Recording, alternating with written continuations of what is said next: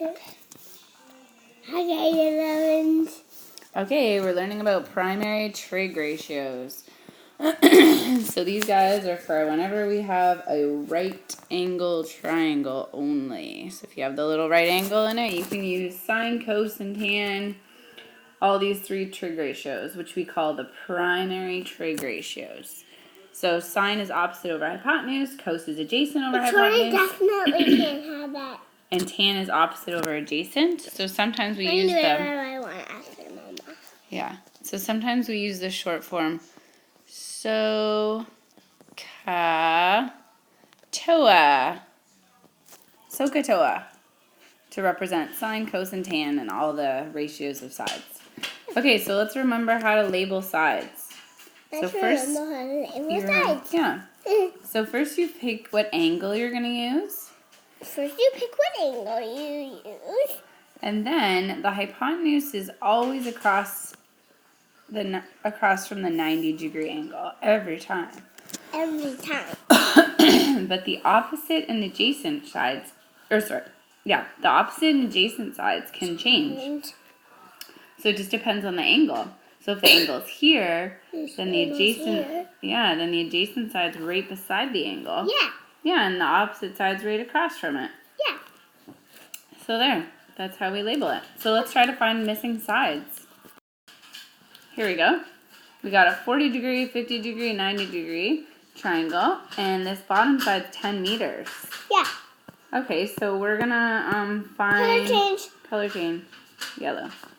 So we're gonna find a missing side, or both sides if we want. Okay, so we're gonna pick an angle. Doesn't really matter which one. Let's say we pick, I don't know, 40? Let's pick this angle. Oops, mine's not working. Okay, we're picking the 40-degree angle. It doesn't really matter, but now we can label our sides. Yeah. Hypotenuse. Opposite and adjacent. Yeah. Yeah, and let's say we want to find the adjacent side. We're going to try to find it. We're trying to find it. And we know the opposite side. I know the opposite side. So using our SOHCAHTOA, we know we need tan. Yeah, we need tan. Because tan is opposite over adjacent. So we write tan 40. You always have to keep the angle beside the trig function. Yeah. So tan 40 equals opposite over adjacent. So opposite is 10 meters over adjacent. Let's call that side x. So tan 40 equals 10 over x. So that's going to be tricky to solve with a fraction. So you know what? We're going to multiply both sides by x. Multiply that by x. And that way, color change. I'll do it. That way our x's can cancel out. So that's helpful.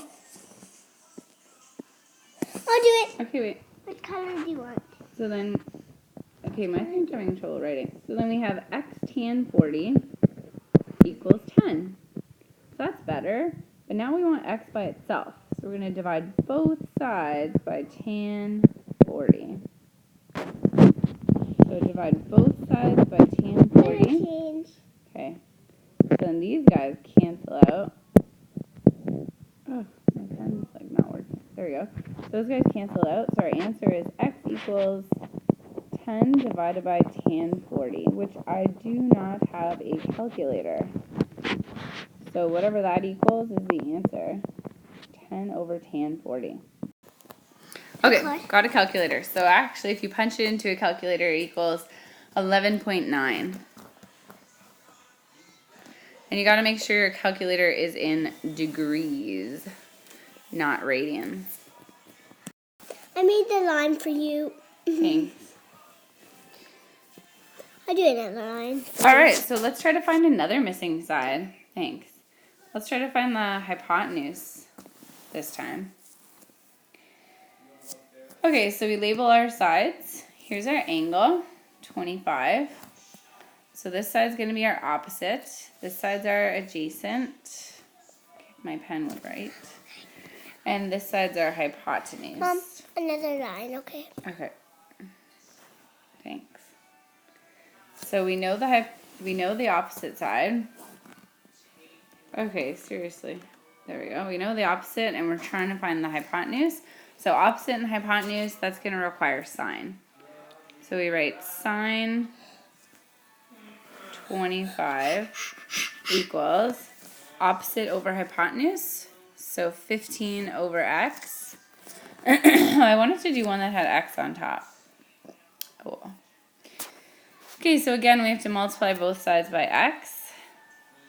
So we have x sine 25 equals 15. And then we divide both sides by sine 25. Which leaves us with x equals 15 over, sine 25. And then we're going to plug that in on our calculator.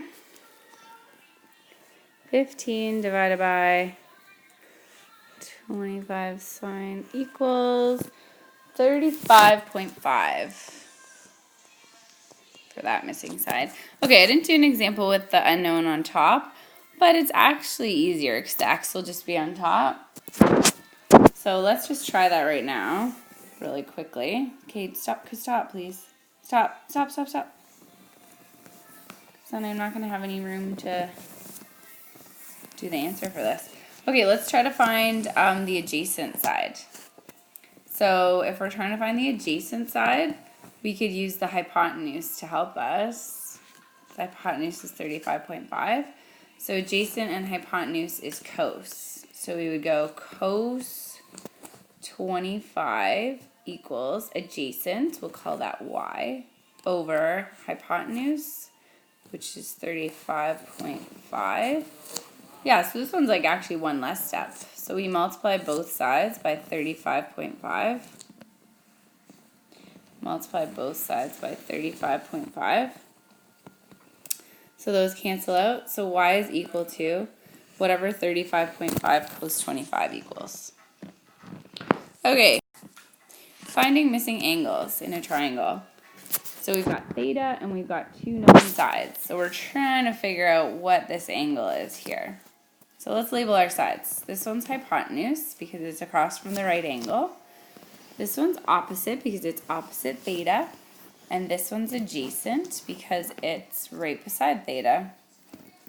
So opposite and hypotenuse, that's going to require sine. So sine theta equals opposite, 18, over hypotenuse, 22. So we got sine theta equals 18 over 22. So you can actually do 18 divided by 22 and see what that is. Mama, is that my time now? This is the last question.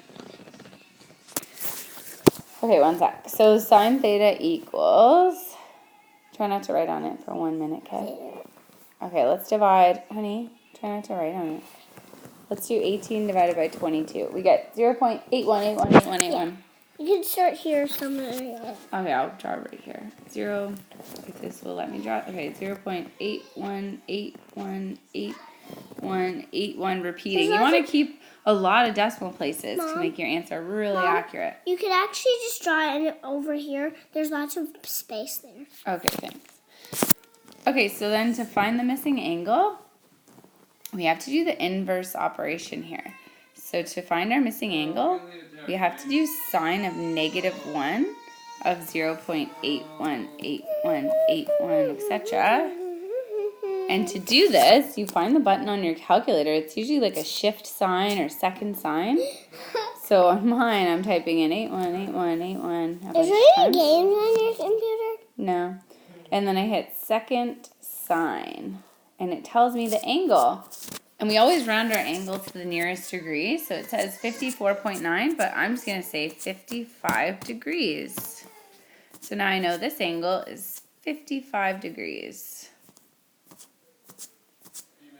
The end. Stay tuned for another video coming up later today on the sine law and cosine law.